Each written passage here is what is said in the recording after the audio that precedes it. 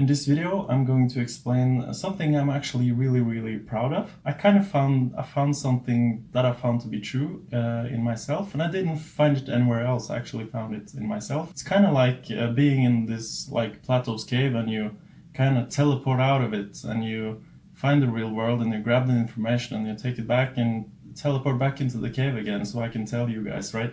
So that's kind of what I'm gonna do here. And the very surprising truth, which maybe most people don't really want to admit, is that the most true version of ourselves is actually that that Pokemon we call Mew. Mew is your true self. You are actually Mew, and I'm Mew, and everyone are Mew. That we're just unaware, right? We're unaware of that. And I'm gonna explain that in this video. A source of creation and the source of illusion. I think that's the most true definition of ourselves. A being is not a physical, dense kind of thing, but more so a source of energy and a source of illusion and kind of a source of realities, right?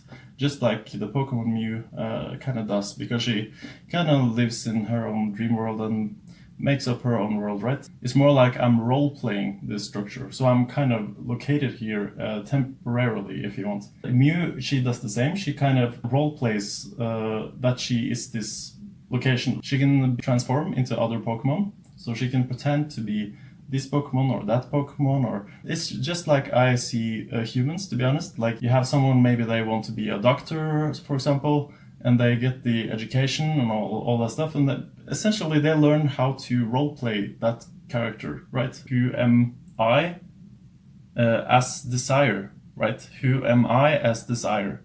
If she wants to be this Pokemon, she turns into this Pokemon, right? Through her imagination, through her re-identification. So you are actually Mew, and I'm Mew, and it's very interesting to realize that fact. That this is factual, right? The Pokemon Mew, she follows her personal preference, just like the own heart would do, right? What is my preferences, and can I live according to my own values? She has this childlike wonder and perspective on life. I think children actually is more in tune with their soul than adults, like oftentimes, because they have less trauma and stuff like that, so it's easier for them to maintain this bubble around them. This bubble around Mew is essentially her capacity to be in flow. And we can actually see this in Heart Math Institute, if you see on this image. Research conducted in our laboratory has confirmed that when an individual is in heart coherence, the heart radiates a more coherent electromagnetic signal to the environment. And that can be detected by the nervous systems of other people and other animals. Children has this bubble around them in a very strong and functional sense. They give good energy to the friends and to the animals and to the beings that kind of like this individual electromagnetic field. Depending on how that signature looks, it will attract people to you. Adults and actually moms, they discover this very often, is that children actually kind of heals them, because the children are in tune with their own heart and in tune with a more magical existence. Since they have less trauma, this field will easier flow. You will feel more connected to the aliveness of the world. We can see that the energy kind of flows from the bottom of the spine and up the head. And that's why we feel lighter. When we feel in joy, the energy is actually moving upwards. It's moving up, out through your crown, and then out in this bubble around us. And what Mew is teaching us is that she is not limited to this one form. She knows that she has the capacity to be her imagination. Like she knows that she is her imagination more than she is anything else. That's kind of what Mew is teaching us. She's choosing for herself to kind of live this individual dream world that she wants to live, and she always acts from her own heart. And we can see that in the first movie, when she is talking about how Pokemon, they have their real strength in their heart and not in their powers or intellect. Our real strength is in our heart. It's love is who we really are. It's uh, who we are as souls and real beings. While she loves to roleplay, she knows that she is roleplaying. So she's not lost in that experience of being a human or an animal or whatever. She knows that she is more than anything. She is her imagination and her heart or love for consciousness. When we listen to our existential feelings, that's kind of like talking to ourselves and kind of listening to our inner Mew. So I'm listening to my most deep existential feelings. That kind of feels more like something energetic and not so chemical, but more like almost like a revelation. It feels like a revelation. When we listen to ourselves, we actually listen to our inner Mew, our spiritual heart. So Mew is kind of our spiritual heart. And the spiritual heart has a language which is very strange to us. It's kind of like Mew when she tries to talk with the other Pokemon. She says Mew, Mew, Mew, Mew, Mew. For our brain, like our intellect, it's very hard for us to grasp what Mew is actually telling us. And that's kind of why we have this issue nowadays, right? We don't really follow our heart because we don't really understand it, and oftentimes we maybe think that it's very illogical, like, oh, why should I quit this job when I need this job, or else I don't have money for what I'm doing. Also, following your heart can be very scary in a sense, because you have to believe, you have to be an idealist, right? And if you're not an idealist, and if you don't believe in imagination essentially as something real, you wouldn't understand that it's good to follow this voice in our heart, this idealist voice. It's about transcendence, to be the legendary Pokemon that we really are, right? In our most core sense, we have to look at Mew and kind of realize that our power is really in ourselves. It doesn't really look like this power that is like power over others kind of power. Like Mewtwo, the power Mew is teaching us is more like the inherent perfection that we already have. And if we believe in that, then the secondary perfections and achievements and stuff like that actually comes pretty naturally, because you already believe in yourself. You can feel good that you already can transform into that achievement, like teleporting, right? Like suddenly changing your form, just like Mew does. Use your imagination to get it. Yeah, it's kind of like when you look at your cat, like you look your cat in the eyes, and she kind of doesn't really say anything. She kind of says Mew, Mew, Mew, Mew, Mew, but you kind of understand your cat, right? You just need to look. Telepathic communication. And that's what the heart does. It does telepathic communication with you.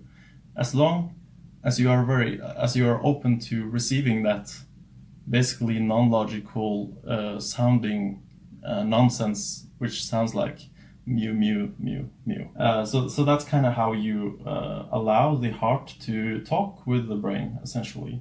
Anger kind of manipulates to you, oftentimes at least, to say things you don't really mean and attack people and stuff like that. But it's not like you should listen to all your emotions.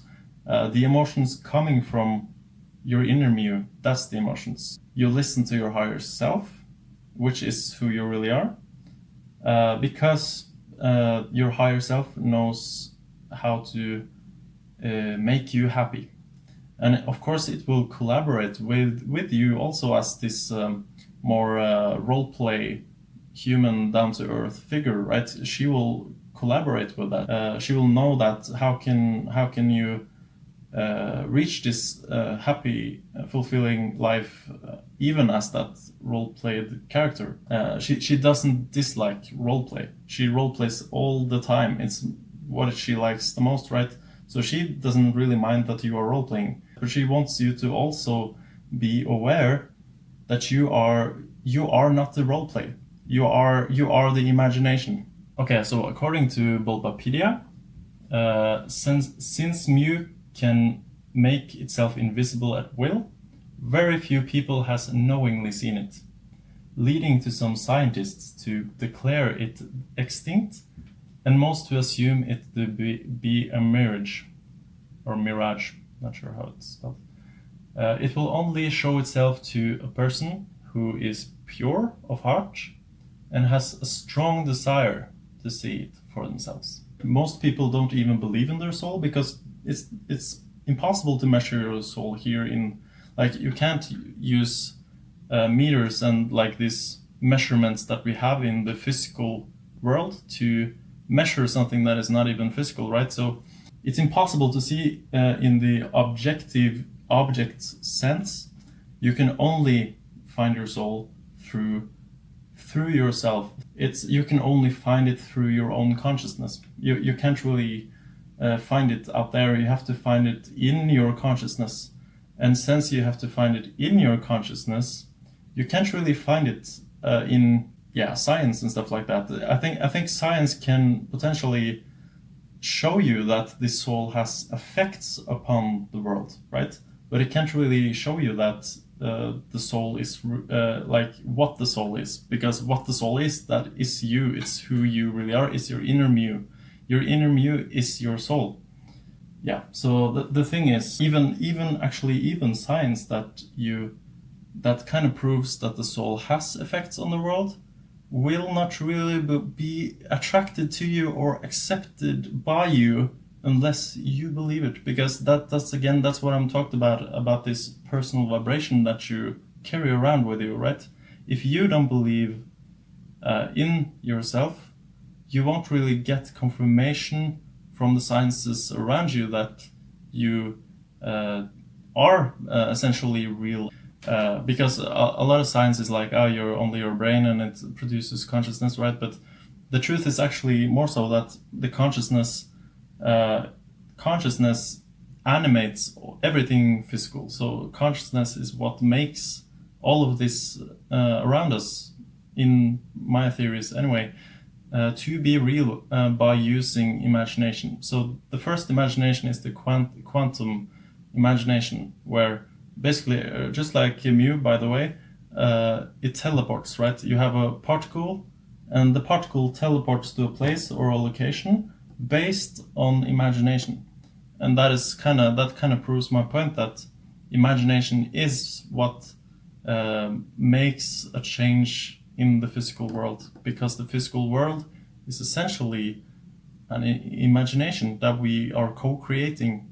All consciousness, not only humans, all consciousness are co-creating this reality. And your imagination, your individual imagination, is still very, very relevant for you to live the life that you want, and for us together to live the life we want. I think that we can have control over the environment rather than the environment having control over us. Of course, it will be a little bit both ways, right? But ultimately, I think humans are too unaware of their capacity to have control over their environment through through their imagination, and what they feel about themselves, belief systems. Basically, what belief systems you have.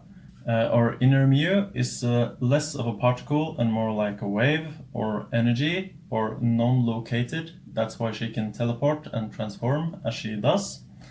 She is the particle as well, the solid, dense kind of thing, with like the sensory kind of experience that you get from these unique forms, like being a Pokemon or being a cat or being a human, which provides you this very unique experience that you can roleplay.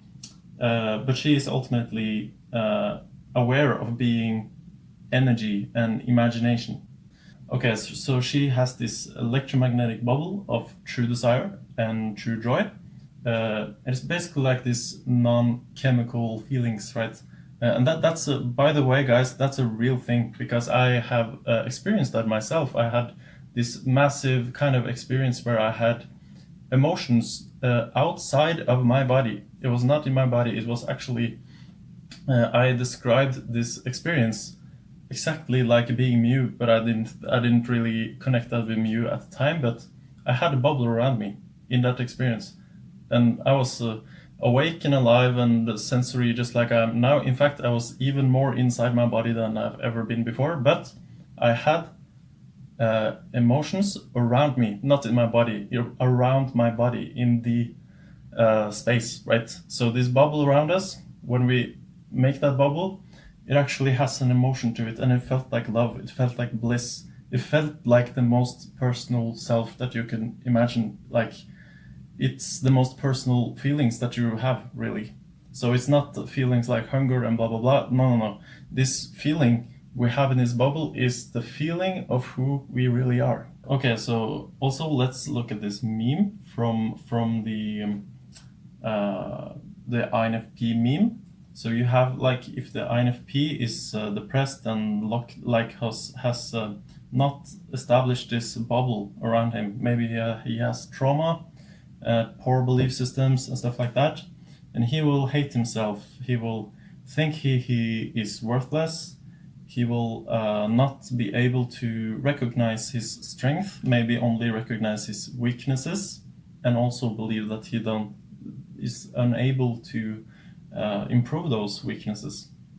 But the INFP with strong aura is basically looking very different, basically looking like Mew, because as introverted feeling hero, the INFP is kind of supposed to have special competence in this heart field, this bubble around us. Like, we are supposed to live in our own bubble, just like Mew does, in a way that is inspiring to others and can train other people to also do that for themselves.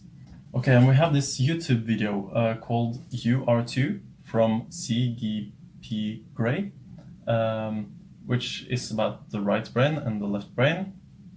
And this video, by the way, it's not, it's of course it's not about Pokemon, but it's not even spiritual either. It's just kind of plain scientific kind of video, but it demonstrates my point that basically this video is basically saying, like, by the way, you are too, and the other you is actually your inner Mew. It's just that the video doesn't really say it like that, but the other self in that you are too is your inner Mew. It's your own heart, it's your soul trying to speak to you. You are Mew, but you are also your inner Mew. So what I'm trying to say is that it's basically a conversation with yourself, and the one we are familiar with in our analytical, egoic, kind of role-played self is the Mew who doesn't know about herself. Because your right side brain is where, like, at least intuitively, we have been saying that the right side brain is responsible for creativity, noticing people's faces and people, like friends and so forth, and being artistic, like self-expressive, while the other left brain has been said to be analytical and focused on details in our worlds and stuff like that. Basically, kind of the role play part of our mind, if you want. And basically, what that video You Are Too is finding is that this right brain is basically saying Mew, Mew, Mew, Mew, Mew, Mew, Mew. Like, it comes from the heart, like Mew, the heart talks to Mew, Mew, Mew, to the right brain, Mew, Mew, Mew, and then try to reach the left brain, which is kind of us, right? And we listen to this and we feel like it's illogical nonsense, not to be taken seriously, because it doesn't fit into basically the role play that we are doing. So we are kind of role playing this idea of a reality that is essentially nihilistic and not alive. And let's say you have been habituated into a belief system that makes you into a racist, and you will kind of feel good about being a racist in your belief system, because a belief system wants to stay as it is. That's the job of a belief system, is to sustain the role play, right? It wants to sustain the role play exactly as it is. That's what our habitual self is trying to do all the time. But if you feel deeper, you are in the role play, but you feel deeper, then you are as a racist, you will feel two conflicting feelings. So you have one superficial feeling in the roleplay, which is feeling satisfaction with being racist. But the other feeling from your inner Mew will feel not satisfied with being a racist. It actually wants to love the people that you are mean towards. So your inner Mew can definitely not be on your side. It will love you, of course. It's your your inner Mew is basically just watching yourself or herself, because the inner Mew inside us is the exact same consciousness that we have in our roleplay consciousness. It's just one side of the consciousness doesn't know who she is, like in her soul, while the other consciousness knows who she is in her soul. Okay, so let's take a look on what Carl Jung has said about our inner Mew, essentially, because he was searching for his soul, and he said, "My dreams represented you as a child and a maiden. Forgive me if I speak as in a dream, like a drunkard." Carl Jung. And what does that actually mean? What is a child and a maiden if it's not your inner Mew, right? Because this is so obvious to me. Like, when you look at Mew, what do you look at? You look like a childlike figure, right? And she also has this maiden-like qualities in the way that she is kind of losing herself in delusion and imagination and just having fun and listening to her intuitive calling all the time, right? Which is kind of and why is she depicted like that? And this is comes down to belief systems, paradoxically, because when your inner Mew or consciousness attempts to talk with a roleplay character, they have to use associations that this person has, right?